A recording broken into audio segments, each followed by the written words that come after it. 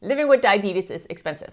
And if you live with insulin-dependent diabetes in the US, the burden of having to pay for your insulin, your syringes, your needles, and your test strips can be overwhelming. And it's not like you can just stop taking your insulin. So let me show you some easy ways that you can use to save money on insulin and your devices today. It's one of those really well-kept secrets that I really want to get out there because you do not have to pay full price for your insulin.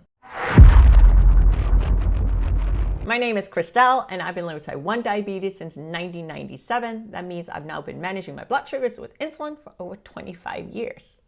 I buy health insurance, but although I pay a significant monthly premium, I still have copays that I have to pay every time I pick up my insulin or supplies. But there are things that I do to reduce my monthly cost. And in this video, I'll let you in on 5 ways that you can reduce the cost of your insulin.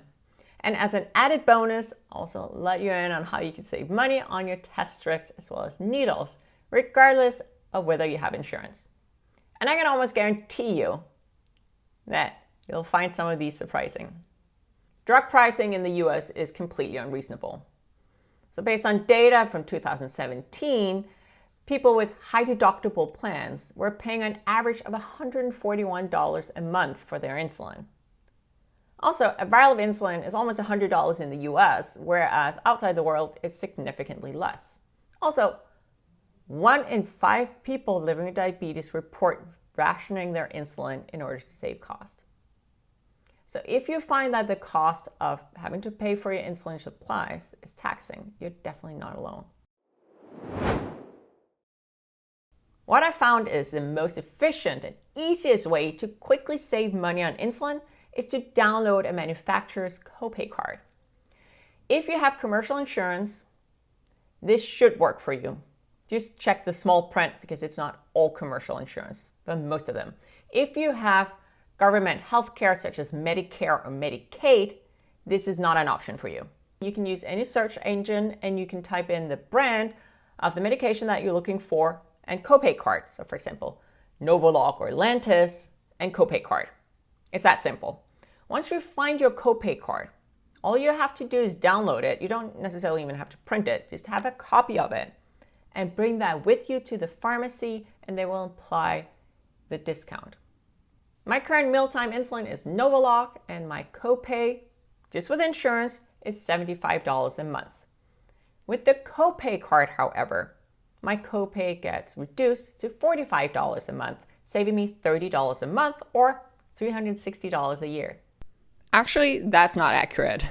The copay card takes my copay down to $35 a month. That means I save $40 a month. That's $480 a year. However, not all insulins will have a copay card. So this doesn't work for every type of insulin. So for example, I use Levemir as my long-acting insulin, and there is no copay card available for that at this time.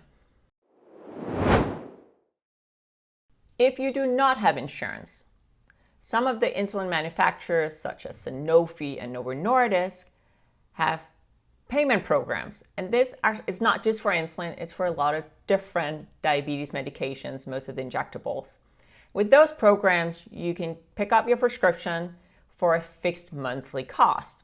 So most of those I've seen are $99 a month. That's still a lot of money, but it might be cheaper than if you have to go buy it completely cash. There are also patient assistance programs for patients whose income fall below a certain threshold.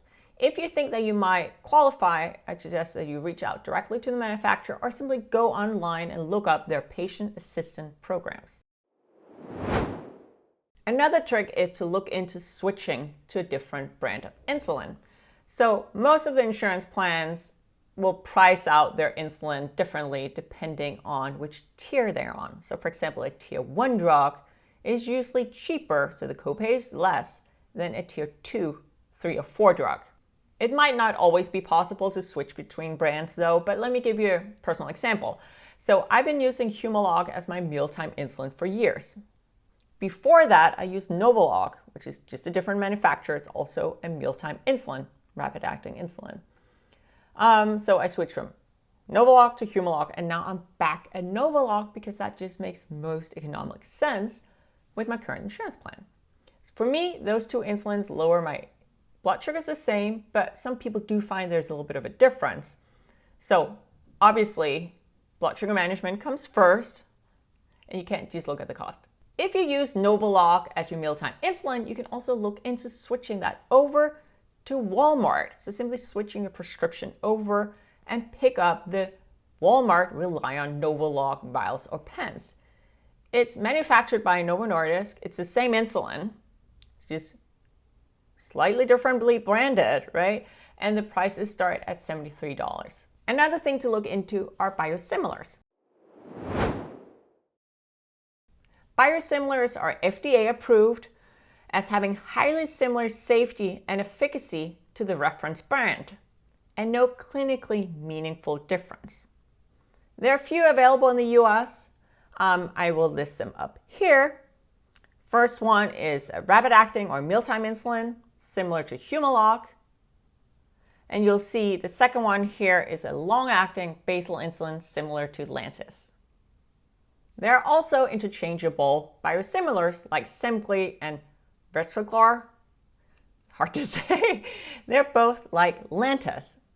Being an interchangeable biosimilar simply means that your pharmacist can make the switch without having to gain your physician's permission. And the huge upside to biosimilars is the pricing. They have generally been launched with list prices 15 to 35% lower than the reference product.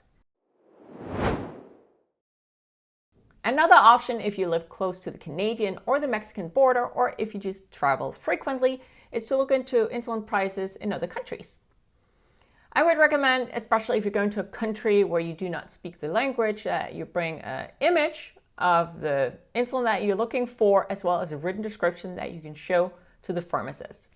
I found an article online that I found fascinating.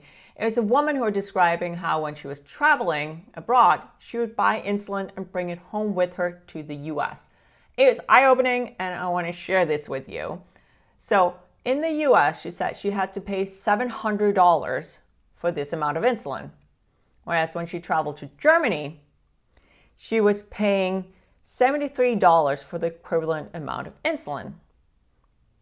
The same box was $57 in Tel Aviv.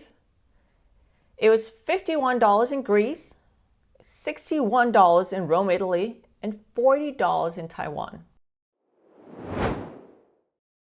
And the final way I know to save money on your prescriptions is to use GoodRx to find the cheapest price in your area.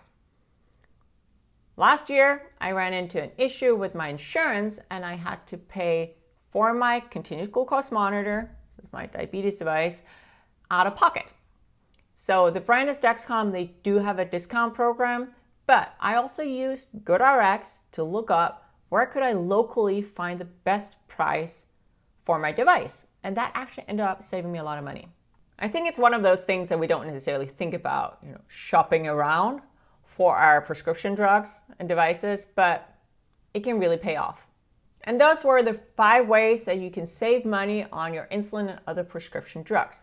And in the beginning of this video, I also promised you my tips on how you can save money on your test strips and your needles.